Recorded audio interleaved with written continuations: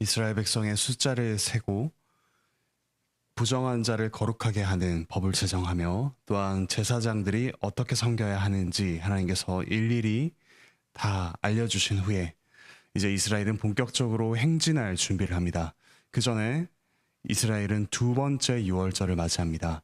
즉 그들이 애굽에서부터 구원받은 놀라운 사건인 유월절, 그것을 이제 광야에서 처음으로 경험하는 사건입니다. 이 6월절은 1월 14일을 지키는 날이었습니다. 출애굽 제2년 1월 14일 하나님의 명령을 따라서 이스라엘 백성이 6월절을 지켰습니다. 그런데 그 중에 사람의 시체를 만져서 부정하게 된 사람들이 있었습니다. 그들이 6월절에 참여하지 못하자 모세에게 나와 호소합니다. 왜 우리들은 정한 기일에 여호와께 헌물을 드리지 못하게 하십니까? 여기서 헌물을 드리다라는 말은 가까이 가져오는 것을 가까이 가져오는 것이라는 뜻입니다. 그들은 6월절 성례를 통해서 하나님께 가까이 오고자 하는 거룩한 열망을 가졌습니다. 이에 대해 모세가 이야기합니다. 기다리라, 서 있으라.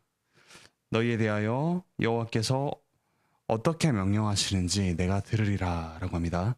여호와께서 모세에게 백성에게 할 말씀을 주셨습니다. 몸이 부정하게 되었거나 여행 중에 있어서 이 정한 날짜의 6월절에 참여하지 못하는 이들이 있다면 그들은 다음 달 곧 2월 14일에 6월절을 지키라, 6월절 성찬에 참여하라 라고 말씀하셨습니다.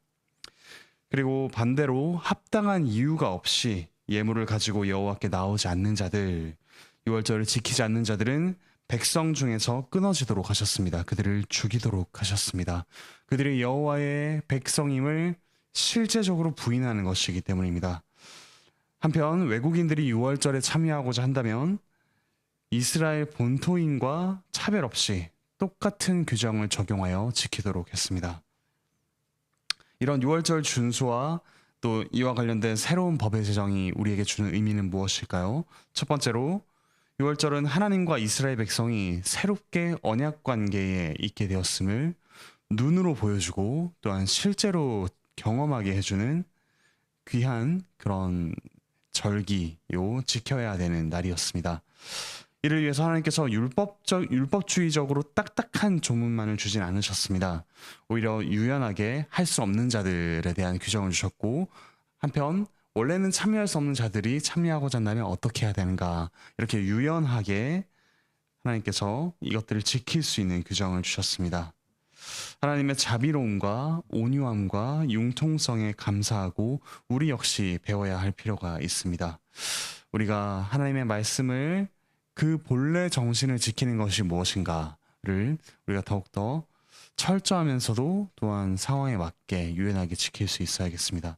한편으로 이 언약을 신실하게 지키려고 하나님께 방법을 물었던 사람들, 그들처럼 우리가 어쩔 수 없네 라면서 쉽게 포기하는 것이 아니라 어떻게 하나님의 말씀을 더 온전하게 지킬 수 있을까, 어떻게 하나님께 더 나아갈 수 있을까, 우리 역시 더 고민하고 하나님의 뜻을 물으며 순종하는 마음이 있어야겠습니다. 오늘날 예배와 성찬, 이와 같은 하나님께서 정하신 귀한 그 시간을 이유 없이 빠지고자 하는 우리의 게으름이 있다면, 또 우리의 합리화하는 성향이 있다면 정직하게 회개합시다. 그런데 하나님께서 이와 같은 이들에게 벌을 내리시는 것보다 더 중요한 것은 그것이 바로 하나님을 만나는 귀한 사건임을 우리가 기억해야 한다는 것입니다. 예배, 성찬, 이와 같은 새 언약의 축복, 하나님께서 죄 용서와 또한 풍성한 새 생명을 주시는 그 기회를 우리가 소중하게 여겨야 할 것입니다. 또한 하나님으로 인한 기쁨과 또 하나님과의 교제를 누릴 수 있는 귀한 방편으로 생각해야지, 그것을 우리에게 무거운 짐이요 또한 그냥 의무감만 가득한 책임으로만 여기지는 말아야 할 것입니다. 두 번째로 이 6월절 준수와 또 구체적인 법을 제정한 이유가 있습니다. 그것은 곧 원래 6월절 기간에 특별한 사정이 있었던 사람이나 외국인, 그들을 차별하지 않고 일반 백성과 동등한 언약의 복을 주는 그와 같은 동등함, 균등함의 원리가 지켜졌다는 것입니다. 종이나 자유인이나 유대인이나 이방인이나 남자나 여자가 그리스도 안에서 다 한 세례로 새로운 가족이 된 것이 교회입니다. 지금 우리 역시 어떠한 외적인 환경, 조건, 출신에 따라서 차별하는 일이 없도록 경계해야 합니다. 이 세상에서 환영받는 이가 더 환영받고 이 세상에서 소외받는 이가 더 소외되어서는 안 될 것입니다.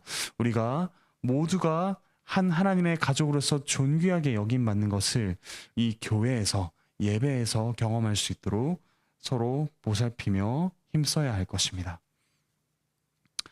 이어서 15절부터 23절에서는 하나님께서 구름과 성막을 통해서 임재하시고 또한 인도하신다는 그 사실을 분명하게 보여줍니다. 성막을 세운 날 구름이 그 성막 위에 떠올랐습니다. 같은 구름이 밤이면 불기둥으로 나타났습니다. 구약에서 하나님께서 임재하시는 눈에 보이는 표와 인이 바로 이와 같은 구름으로 드러났습니다.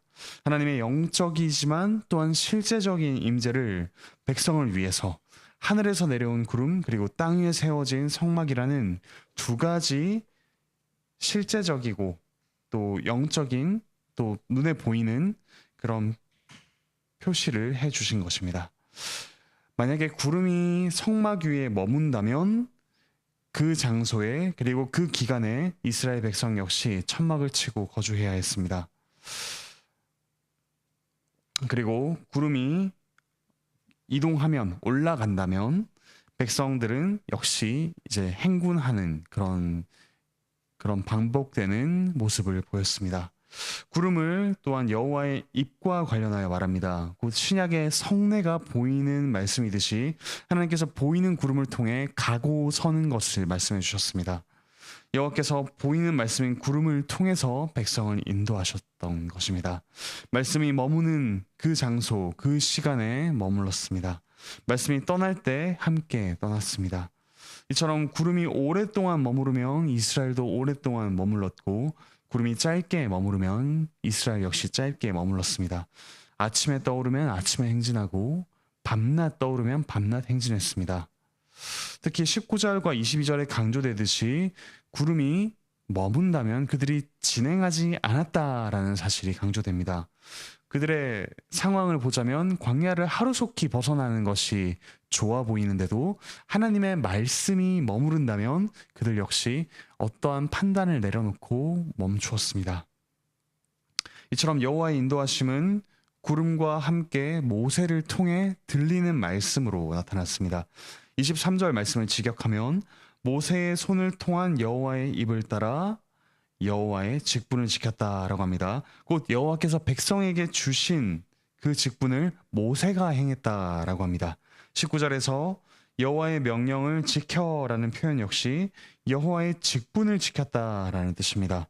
하나님께서 모든 백성에게 하라고 하신 그 직분을 공적인 직분자 모세가 행하는 모습을 볼 수 있습니다. 사랑하는 형제자매 여러분, 하나님께서 우리에게 여전히 말씀하시고 또 우리와 언약을 맺으시며 우리와 함께 하십니다. 우리와 함께 하시며 은혜를 베푸시는 여러 가지 은혜의 방편을 주셨습니다. 그 은혜를 경험하는 가장 선명한 자리가 바로 예배입니다. 들리는 말씀, 보이는 성례, 그리고 기도를 통해 하나님께서 우리에게 은혜를 베푸십니다. 하나님께서 베푸시는 이 은혜의 현장을 사모하면서 우리의 상황을 핑계대는 것이 아니라 어떻게 하면 하나님께 더 나아갈 수 있을까? 어떻게 하면 하나님과 깊이 교제할 수 있을까를 더욱더 고민하고 또한 거기에 힘쓰는 우리가 되기를 바랍니다. 또한 피치 못할 여러 가지 사정 가운데 있는 이들이 있다면 우리가 이 법을 또한 여러 가지 제도를 유연하게 운용할 수 있어야겠습니다. 타협하는 것이 아니라 본질은 지키되 그들을 배려하며 모두가 똑같이 그 은혜를 누릴 수 있도록 힘써야 할 것입니다. 무엇보다 하나님께서 우리에게 주신 말씀을 따라 우리가 학교에서, 직장에서, 가정에서 가야 할 때 가고 또한 머무를 때 머무르면 좋겠습니다.